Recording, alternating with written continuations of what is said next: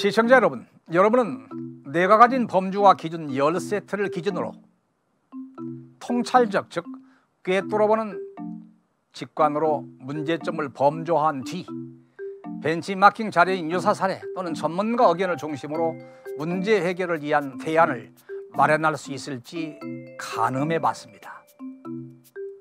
그리고 기획보고서의 문제점과 정책 대안은 옳고 그름이 아니라 타당한지 타당하지 않은지 검증도 해볼 수 있었습니다. 그렇다면 타당성은 검증받은 범주화된 문제점과 정책 대안의 기획된 핵심 용어로 어떻게 문제점과 방안의 소제목을 작성해야 될까요?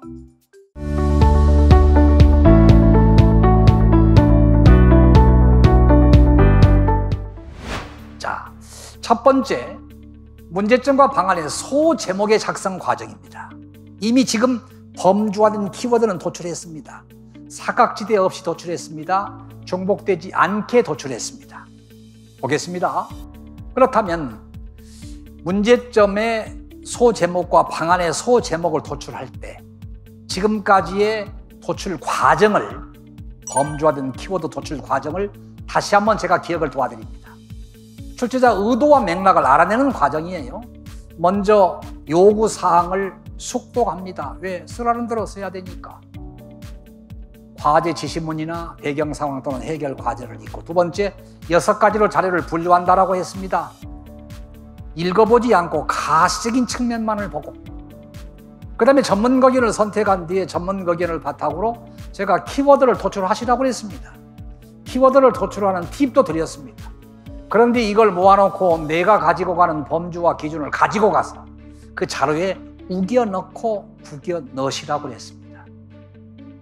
그래서 갈래를 짓는다는 거죠. 그래서 큰 줄기에 갈래를 짓는 거기 때문에 웬만한 주제는 10가지의 범주와 기준에 다 들어오도록 돼 있다. 그리고 내가 가진 범주와 기준을 가지고 가야만 주관적인 문제 작성이 되는 것이다. 안 그러면 자료에 매몰되어 버린다. 그리고 난 뒤에 범주화된 키워드를 기획하는 것입니다. 이게 출제자의 의도와 맥락을 읽어내는 과정입니다. 읽어냈습니다. 읽어낸 뒤에 제가 이렇게 현황 및 문제점과 대안의 네모 꼭지인 소제목의 맨 앞에 가로를 열어서 리드 용어를 내릴 수도 있습니다. 나는 리드 용어를 내고 싶지 않다 그러면 일단 적은 뒤에 이걸 지워도 상관없습니다. 실제 제가 학교 밖 청소년의 체계적인 지원 대책이라고 하는 보고서 과제를 설계하고 출제한 다음에 평가하기에서 적은 예시 답안의 소제목을 한번 제시해 보겠습니다. 문제점은 정책 수립을 위한 데이터베이스 축적 미흡이라고 적었습니다.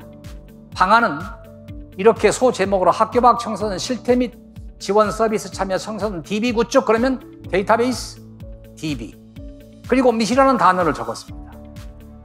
물론 이렇게 적어놓고 다시 문장을 다르게 기획하고 고칠 수 있는 것입니다. 두 번째입니다. 두 번째는 문제점과 방안을 이렇게 적었습니다. 문제점이라고 하는 것은 효율적인 정책, 수혜자 관리 기반 운영 부서 산재, 그리고 방안이라고 하는 것은 이렇게 국가 차원의 청소년 통합 관리 및 지원 부서 일어나, 그래서 운영 부서, 지원 부서를 강조했고 미시라는 단어로 두 개를 묶었습니다. 다음입니다. 세 번째 문제점과 방안도 동일합니다. 이처럼 문제점의 소제목과 방안의 소제목을 먼저 적으면 예컨대 맞춤형 서비스를 통한 수요자 실태 반영, 특성 반영, 그리고 미시라는 단어를 적었습니다. 그러면 문제점 밑에 동그라미 꼭지 2개를 쓸 때 지금 여기에 보시는 것처럼 위안, 기만, 통안이라는 단어를 갖다 썼어요. 이렇게. 그러면 위안 앞에 한 어제를 가지고 동그라미 꼭지 하나를 감당하고 위안 뒤에 한 어제를 가지고 동그라미 꼭지 하나씩 감당하면 동그라미 2개를 쓸 수 있잖아요. 그리고 문제점 밑에는 실태 보고서와 현장의 의견을 보고 취사 선택해서 우겨넣고 구겨넣고, 방안은 밑 앞에 한 어제를 가지고 동그라미 꼭지 하나를 감당하고 밑 뒤에 한 어제를 가지고 동그라미 꼭지 하나를 감당하면, 방안은 당연히 현황 및 문제점은 자료 외의 내용을 쓰기가 불가능합니다. 쓰는 것이. 왜냐하면 자료 내에서 문제점을 도출해야 되잖아요. 그러나 방안은 그러지 않습니다. 방안은 우리가 이와 같이 소 제목을 적어놓은 이제 밑 앞에 하나절을 가지고 동그라미 꼭지 하나, 밑 뒤에 하나절을 가지고 동그라미 꼭지 하나를 쓴다고 할 때 유사 사례와 전문가 의견의 벤치마킹 자료가 있었잖아요. 그걸 우겨놓고 구겨놓은 다음에 창의력을 발휘하기 위해서는 사고를 수직적, 수평적으로 확산시키고 그리고 정책 수단이라고 하는 것을 내가 미리서 준비해 가지고 평가장에 가지고 가서 총알처럼 꺼내 쓰면 된다라는 얘기입니다. 이처럼 소 제목을 먼저 작성하고 하위 개념을 작성하는 것이 효과적이다. 어차피 소 제목만 쓰고 하위 구성 요소를 안 쓰고 하위 구성 요소만 쓰고 소 제목을 안 쓰는 건 아니잖아요. 그래서 지금까지 써왔던 관행을 탈피하셔서 경로를 탈피하셔서 동네에 가본 집 또 가지 마시고 먹으러 가니까 맛집 찾아가십시오. 따라서 소 제목 6줄을 먼저 적은 다음에 하위 개념을 적는 것이 효과적이다라는 사실을 강조합니다. 이상에서 살펴본 바와 같이 문제점과 정책 대안의 소 제목 문장 기획은 전문가 의견을 기반으로 범주화한 용어를 중심으로 이루어져야 합니다. 이때 문제점과 방안은 1대1 대응이 되어야 하며 문제점은 핵심을 제시하기 위해 가능한 접속어를 줄이고 방안은 구체적으로 작성하기 위해 밑이라는 접속사를 사용하는 것이 효과적입니다.